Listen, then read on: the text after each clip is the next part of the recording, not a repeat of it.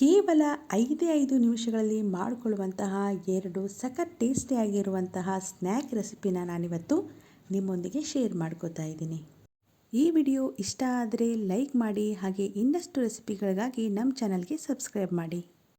ಎಲ್ಲರಿಗೂ ನಮಸ್ಕಾರ, welcome to ಪೂವೀಸ್ vlogs. ಇವತ್ತು ಮೊದಲದಾಗಿ ನಾನು ಮಾಡ್ತಾ ಇರುವಂಥ ರೆಸಿಪಿ ಪೀನಟ್ ಚಾಟ್. ಇದನ್ನು ಮಾಡೋದಕ್ಕೆ ಮೊದಲು ಒಂದು ಫ್ರೈಯಿಂಗ್ ಪ್ಯಾನ್ಗೆ 2 ಟೇಬಲ್ ಸ್ಪೂನಷ್ಟು ಎಣ್ಣೆಯನ್ನು ಹಾಕ್ಕೊಳ್ಳಿ. ಎಣ್ಣೆ ಸ್ವಲ್ಪ ಬಿಸಿಯಾಗೋವರೆಗೂ ಬಿಟ್ಟು ನಂತರ ಇದಕ್ಕೆ 1/4 ಟೀ ಸ್ಪೂನಷ್ಟು ಅಚ್ಚ ಖಾರದ ಪುಡಿ, ಹಾಗೆ 1/4 ಟೀ ಸ್ಪೂನಷ್ಟು ಅರಿಶಿಣದ ಪುಡಿ, ಹಾಗೆ 1/4 ಟೀ ಸ್ಪೂನಷ್ಟು ಕಾಳು ಮೆಣಸಿನ ಪುಡಿಯನ್ನು ಸೇರಿಸ್ಕೋಬೇಕು. ನಂತರ ಇದಕ್ಕೆ ರುಚಿಗೆ ತಕ್ಕಷ್ಟು ಉಪ್ಪನ್ನು ಕೂಡ ಸೇರಿಸ್ಕೊಳ್ಳಿ. ಇವೆಲ್ಲವನ್ನು ಸೇರಿಸಿದ ಮೇಲೆ ಎಣ್ಣೆಯಲ್ಲಿ ಇವುಗಳನ್ನು ಚೆನ್ನಾಗಿ ಒಂದ್ಸಲ ಮಿಕ್ಸ್ ಮಾಡ್ಕೊಳ್ಳಿ.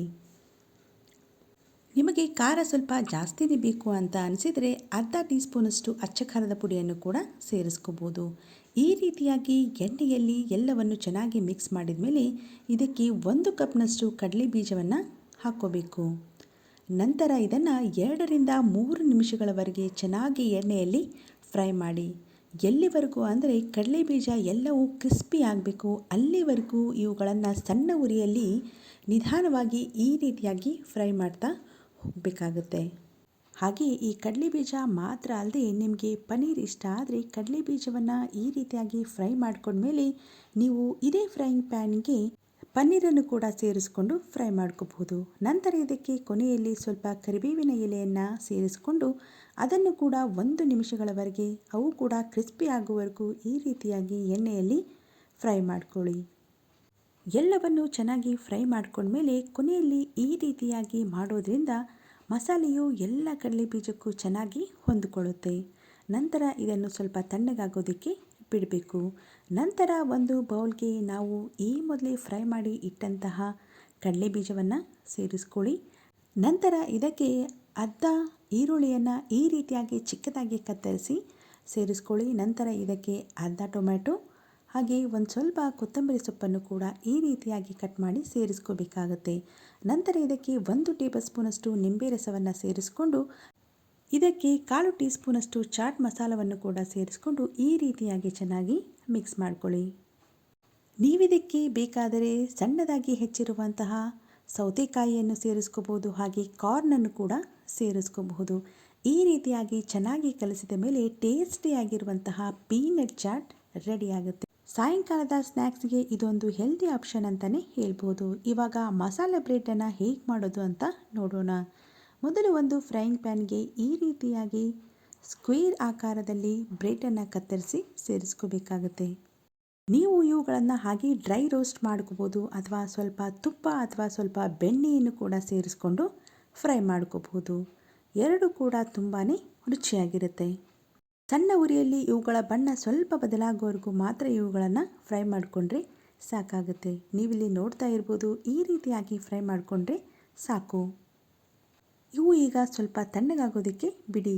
ನಂತರ ಒಂದು ಮಿಕ್ಸರ್ ಜಾರ್ಗೆ 1 ಟೊಮೆಟೊ ಹಾಗೆ ಒಂದು ಅರ್ಧ ಇಂಚಿನಷ್ಟು ಶುಂಠಿ ಹಾಗೆ 4 ಬೆಳ್ಳುಳ್ಳಿ ಎಸಳನ್ನು ಸೇರಿಸ್ಕೊಳ್ಳಿ.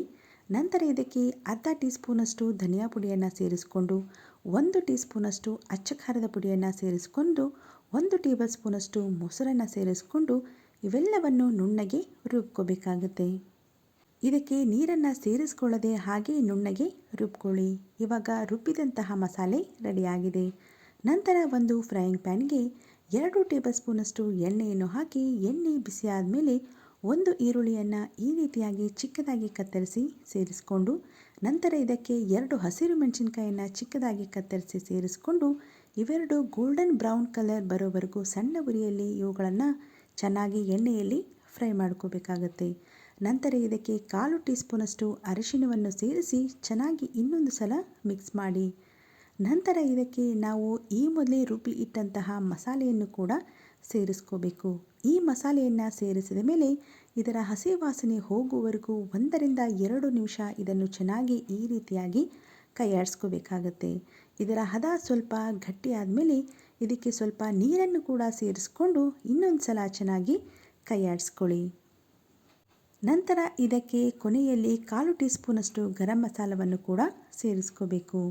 ಗರಂ ಮಸಾಲವನ್ನು ಸೇರಿಸಿ ಇನ್ನೊಂದು ಸಲ ಚೆನ್ನಾಗಿ ಕೈಯಾಡಿಸ್ಕೊಂಡು ನಾವು ಫ್ರೈ ಮಾಡಿ ಇಟ್ಟಂತಹ ಬ್ರೆಡ್ ಪೀಸ್ಗಳನ್ನು ಇದಕ್ಕೆ ಸೇರಿಸ್ಕೋಬೇಕು.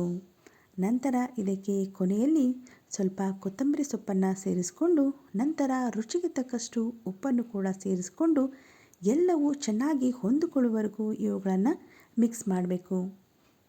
ನೀವಿಲ್ಲಿ ಗರಂ ಮಸಾಲದ ಬದಲಾಗಿ ಪಾವ್ ಭಾಜಿ ಮಸಾಲವನ್ನು ಕೂಡ ಉಪಯೋಗಿಸಬಹುದು. ಅದು ಕೂಡ ತುಂಬ ಚೆನ್ನಾಗಿ ಬರುತ್ತೆ. ಈ ರೀತಿಯಾಗಿ ಎಲ್ಲವನ್ನು ಮಿಕ್ಸ್ ಮಾಡಿದ ಮೇಲೆ ಟೇಸ್ಟಿಯಾಗಿರುವಂತಹ ಮಸಾಲ ಬ್ರೆಡ್ ರೆಡಿ. ಇದಕ್ಕೆ ಕೊನೆಯಲ್ಲಿ 1 ಟೇಬಲ್ ಸ್ಪೂನಷ್ಟು ನಿಂಬೆಹಣ್ಣಿನ ರಸವನ್ನು ಸೇರಿಸ್ಕೊಳ್ಳಿ. ಇದು ಆಪ್ಷನಲ್ ಮಾತ್ರ. ಇದನ್ನು ನೀವು ಹಾಗೆ ಕೂಡ ಸರ್ವ್ ಮಾಡ್ಬೋದು. ಇದು ಹಾಗೆ ತಿನ್ನೋದಕ್ಕೆ ಚೆನ್ನಾಗಿರುತ್ತೆ ಅಥವಾ ಇದನ್ನು ಟೊಮ್ಯಾಟೊ ಕೆಚಪ್ ಅಥವಾ ಮಯೋನೈಸ್ ಸಾಸೊಂದಿಗೂ ಕೂಡ ನೀವು ಸರ್ವ್ ಮಾಡ್ಬೋದು. ನೀವು ಹೇಗಾದರೂ ಸರ್ವ್ ಮಾಡಿ, ಇದು ತಿನ್ನೋದಕ್ಕೆ ತುಂಬಾ ರುಚಿಯಾಗಿರುತ್ತೆ. ಈ ರೆಸಿಪಿಗಳು ನಿಮಗೆ ಇಷ್ಟ ಆದರೆ ನಿಮ್ಮ ಫ್ರೆಂಡ್ಸ್ ಆ್ಯಂಡ್ ಫ್ಯಾಮಿಲಿ ಮೆಂಬರ್ಸ್ಗೂ ಕೂಡ ಶೇರ್ ಮಾಡಿ. Thanks for watching.